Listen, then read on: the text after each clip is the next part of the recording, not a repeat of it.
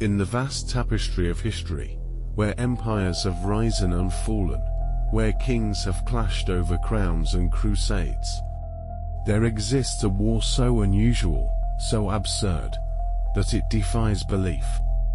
It wasn't fought over gold, nor for love, nor conquest. It wasn't even about land. Not really. It was about a wooden bucket. Yes, a bucket.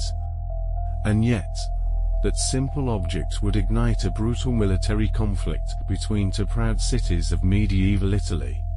This is the story of the War of the Oaken Bucket. One of the strangest wars ever recorded.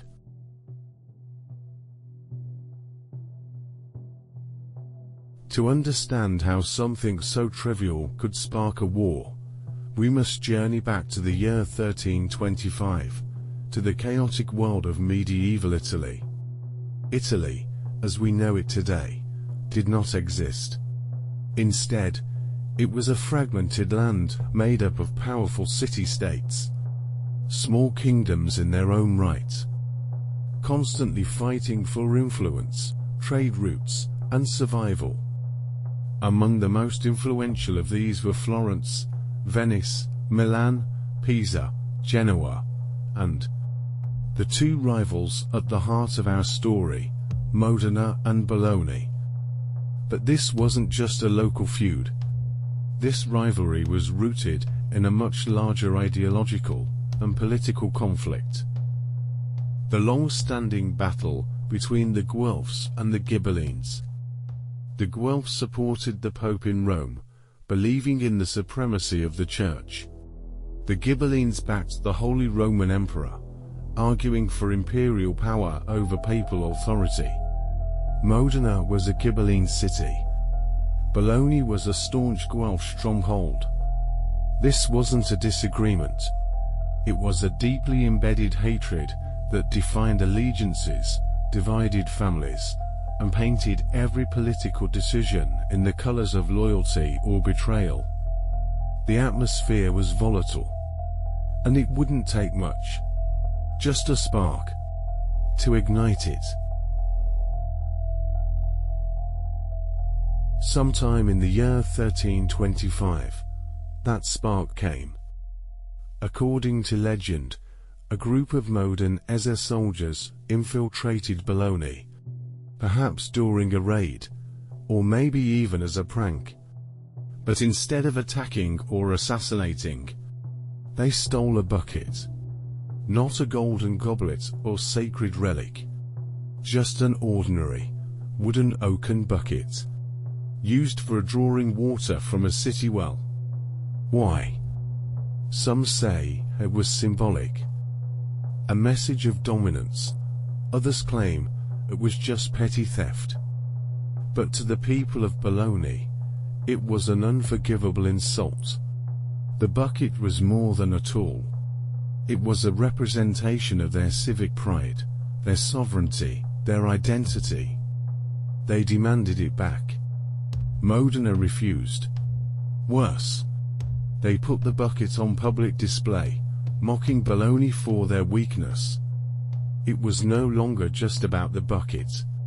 It was about honor. And in the 14th century, honor was everything. Bologna responded with fury. They rallied their allies and raised a massive army. Over 30,000 men, including foot soldiers, cavalry, and militias from neighboring territories. Their goal? To march on Modena and reclaim their stolen pride. By force. Modena, though vastly outnumbered, prepared for war. Their army was just 7,000 strong, but they were determined. They knew their city's fate and reputation hung in the balance. This was no longer about religion or politics. It was about defending their home and keeping the bucket. On November 15, 1325, the two armies met near the small village of Zappolino, nestled in the Bolognese countryside. The battlefield was muddy, slick with autumn rain. Fog hung low across the hills. It was the perfect setting for chaos. The Bolognese, confident in their superior numbers, advanced boldly. But the Modenese, well-trained and battle-hardened, struck with precision. They launched a sudden and coordinated counterattack, targeting weak points in the Bolognese line. What followed was mayhem. The larger army, poorly organized and overconfident, collapsed in panic. Men fled, horses broke ranks, and cries of retreat echoed through the valley. In just a few short hours, the mighty Bolognese force was in full retreat. Some historians say they didn't even manage to fight properly. Their arrogance cost them the battle before it began. The Modenese pursued them back toward Bologna, not to conquer the city, but to send a message. You came for your bucket, and left your pride behind.